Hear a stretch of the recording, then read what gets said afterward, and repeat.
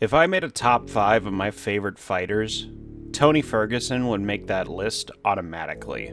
Has any fighter had a bigger fall from grace than Tony Ferguson? I guess BJ Penn is the one getting KO'd by a random guy at a bar, but Tony Ferguson lost to Paddy Pimblett, which is pretty much the same thing. Newer fight fans may not even know about Tony's tear through the lightweight division, and I use the word tear as literally as possible.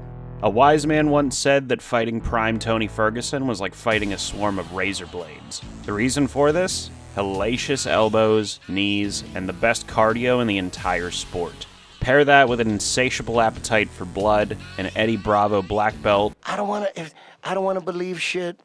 If it doesn't hurt me, it shouldn't be such a big deal. And a striking base built on pressure.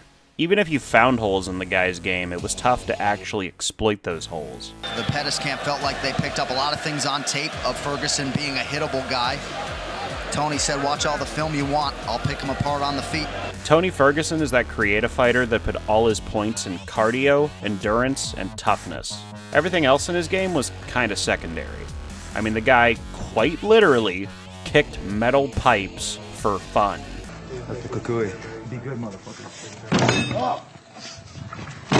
If you were the kind of fighter to gas out at any point in the fight, it was almost certain you would lose to Tony Ferguson.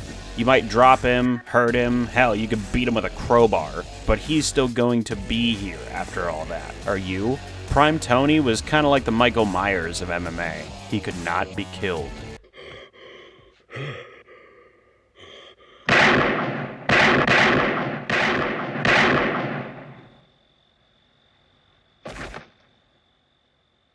It's Tony time!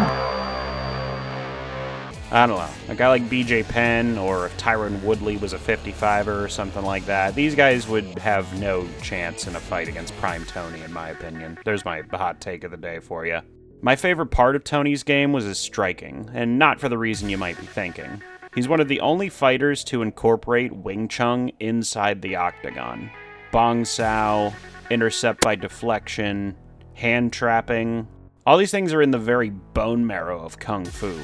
I mean, hell, the guy has a Wing Chun dummy in his backyard. Is that not the coolest shit you've ever seen? Seriously. Bruce Lee had a great line. To me, okay? To me. Ultimately, martial art means honestly expressing yourself. I always found Tony Ferguson to be the ultimate example of that philosophy.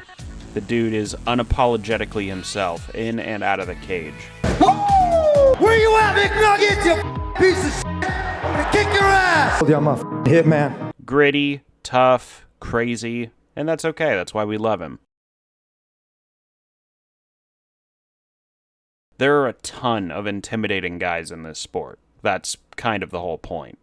You don't find a lot of guys that look like TJ Dillashaw at 173.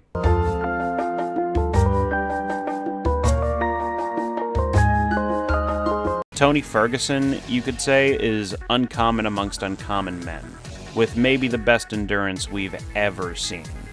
Eddie Bravo's stories of Tony training for 6 hours straight are legendary. Despite his end-of-career slide, Tony Ferguson is unquestionably one of the best lightweights in UFC history. He's a fighter responsible for many of us being the fans of the sport that we are today. And regardless of destiny seemingly having it out for him, and that more than deserved undisputed title never quite materializing, I personally consider Tony to be one of the greatest fighters of all time.